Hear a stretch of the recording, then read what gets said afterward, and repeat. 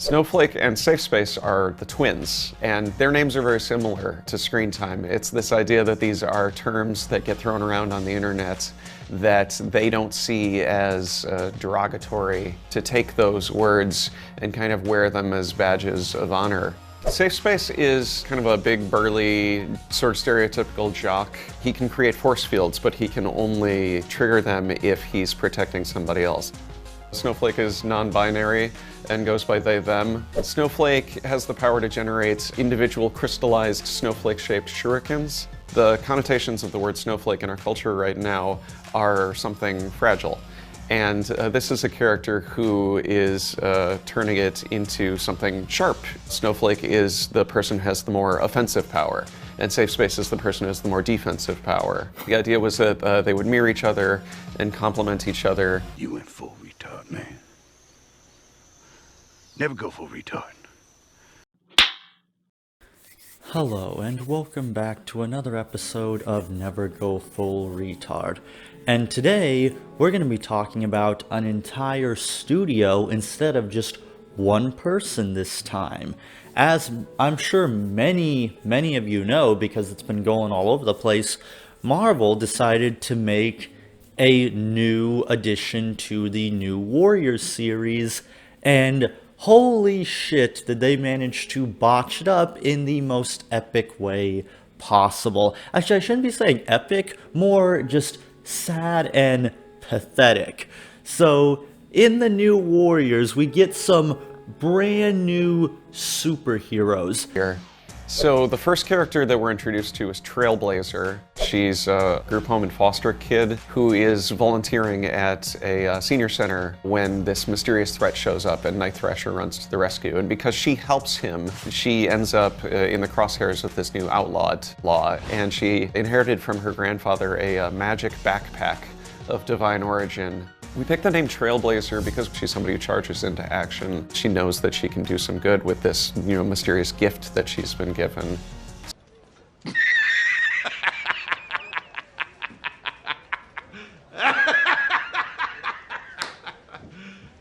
You serious? Screen Time is a internet kid taken to its sort of logical conclusion. As a youth, he was exposed to his grandfather's experimental internet gas, and that has patched him permanently into the World Wide Web. The word screen time is only ever used in a sort of restrictive sense, and because we're doing a story about teenage rebels, a lot of the names are about teens fighting against labels that are put on them. So with Screen Time, we liked the idea that he has infinite screen time. What the hell was that? B Negative is the goth kid. When he was a baby, he got a rogue life-saving blood transfusion, we assume from Michael Morbius, and now he has a very similar look and very similar vampire powers. B Negative also is obviously a pun. It's a blood type, which is great for a vampire character, and it's also a proud ownership of the idea of having a bad attitude. Now this is a loaded handgun. And what we're gonna do now is kill ourselves because this is horrible. Couldn't we just stop philatling? Too late. Now, I have said for the longest time that these SJW hack jobs need to just leave other established characters alone and just make their own shitty characters. Well, at least they finally took my advice, although I don't know if that's a good thing, because when they do actually do this, they give us cringe like Trailblazer and B Negative, as well as American Chavez. Yeah, really brilliant job on that one, Marvel. And who thought it would be a good idea to hire the motherfucker who made a children's book called Santa's Husband? Like, did anyone honestly think at the boardroom meeting that we need Daniel Kibblesmith? We need the guy who made Santa's Husband. He will truly take Marvel Comics to the next level. His writing talent is unparalleled. Or is he just going to bankrupt us and then turn us into a complete laughingstock and manage to not only turn comic book fans against us, but also the SJW audience were desperately trying to pander to against us because, oh right, they don't actually buy our comic books because they don't actually give a shit. But seriously, Snowflake and Safe Space. How can you write that in your head and not laugh your fucking ass off at how absurdly, profoundly retarded that is? Like, oh, we're going to take these terms that are derogatory and they're going to see them as a positive. Look out. It's a criminal. Don't worry, Snowflake and Safe Space is here to save us. Like, what the fuck? and the other superheroes are just as cringy. Trailblazer, really? My best friend said something funny. She said that Trailblazer is Dora the Explorer, and I kind of laughed at that because, yeah, that's kind of what it is. It's basically just a fat Dora the Explorer. Like, so of all the powers you could come up with for a superhero, you decide to come up with a backpack of divine origin. Really? I'm pretty sure I could come up with a better superpower while drunk. Who writes this? This just really shows that these SJW hacks, they have no imagination. They are creatively bankrupt. You look at these superheroes and they're the most generic, basic, bitch-looking characters of all time. I have seen fursonas that are more original than this, and that's saying something. And I can't believe that Marvel actually thought this would be a good idea. It's like, okay, I'll be the first to admit, I'm not the biggest supporter of non-binary because I don't really think it's like a real thing based on biology, but even I can admit that this is incredibly disrespectful to non-binary people. I mean, I'll still support their right to identify as non-binary, but what's interesting to me is you finally give them the first non-binary superhero and you basically make it a parody. Like, this is the kind of thing that people make fun of these SJW writers for making, and they actually make it and take it seriously. Like, I actually genuinely feel bad for the non-binary community, that this is what they get. Like, any non-binary person that may actually read comic books and just wants a superhero that is somewhat like them, this is what they get. At least Fate, when they made a non-binary character, it wasn't profoundly stupid. There are ways to write characters like this without it being dumb. Just look at Fate and the Enkidu character, who actually is a non-binary character, but his whole character is not, oh, I'm non-binary. No, the character is a good, well-written character that just so happens to not be male or female. Like, is that really so complicated, Marvel? Like, everyone's been making fun of this, but I can't help but to think, I can't wait to see what the supervillains are that these new warriors would fight. Like, I can't wait to see them fight hate speech and his right-hand man, Professor Patriarchy. And of course, the big overarching villain. Big bad, Orange Man bad. Because these hacks are probably that lacking in creativity that they would do something like that. I'm pretty sure if Marvel came up to me and gave me 24 hours to make a better team of superheroes, I'm pretty sure I could accomplish that, more so than this dipshit could in his entire lifetime. Because I actually have a creative mind and imagination. Something that I've been saying that has been lacking at Marvel and Disney for a long time, because basically Marvel's new shtick is, let's take a well-established character and just change them into whatever minority we think is oppressed. Iron Man is now a woman, or they're constantly trying to turn Spider-Man gay or something stupid like that. Like, the most original thing they've done so far is make Captain America a member of Hydra, and that went well for them. Like, Jesus Christ. But what I find really funny is the morons that actually try to defend this. One of the writers said that people who don't like the New Warriors are racist. Classic. So, basically, all the, non-binary people that hate this, are they racist? Because I'm pretty sure they're not, but that's just always the go-to with these people. If you don't like the garbage they create or agree with them, well, then you're just racist. I have to wonder if these people even know what racist means, because I really don't think the word means what you think it means. And that is the great irony about this. There is one thing I will say good that has come out of this, and that is kind of beautiful.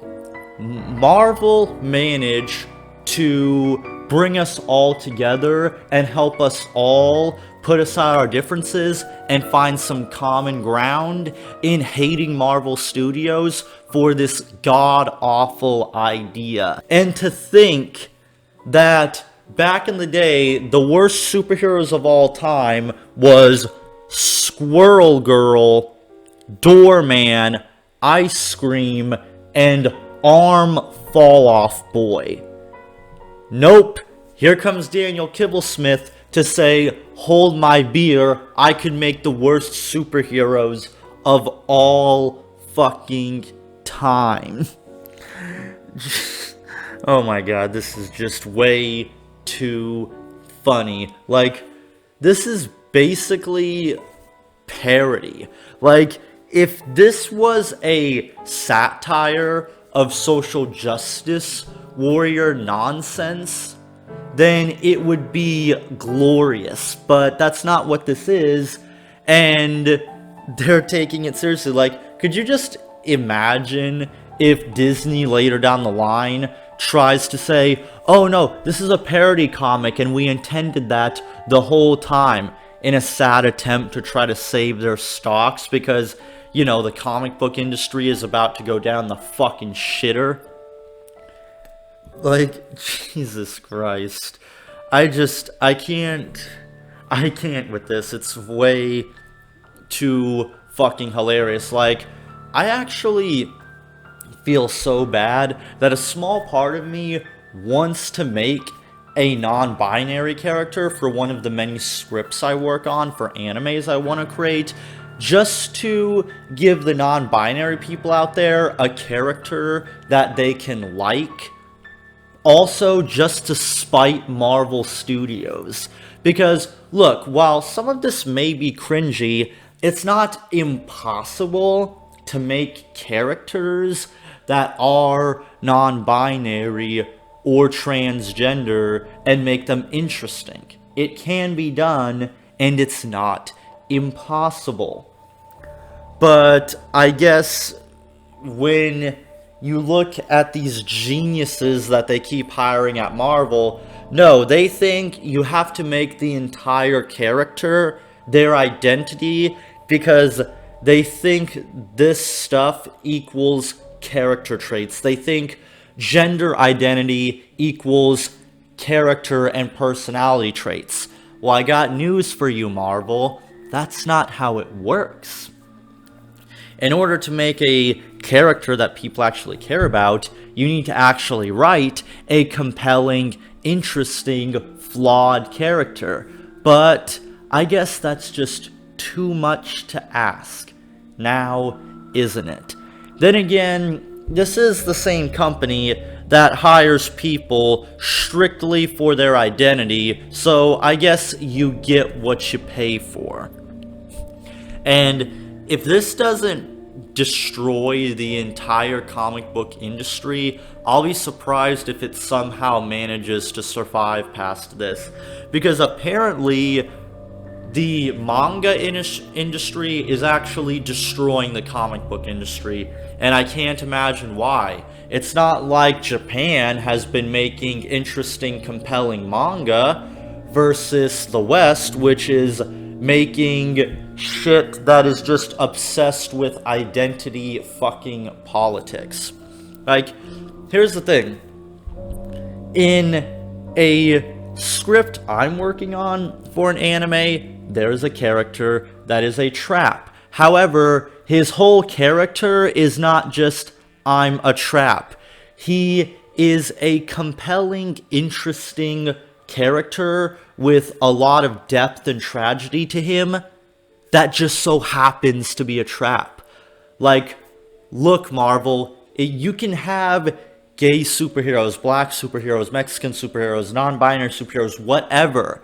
All you have to do is just make them an interesting character that just so happens to be that. You don't have to base their entire character around it, because otherwise you basically make them a token or a one-note character, like Party Cop from the fucking Cabin Fever movie.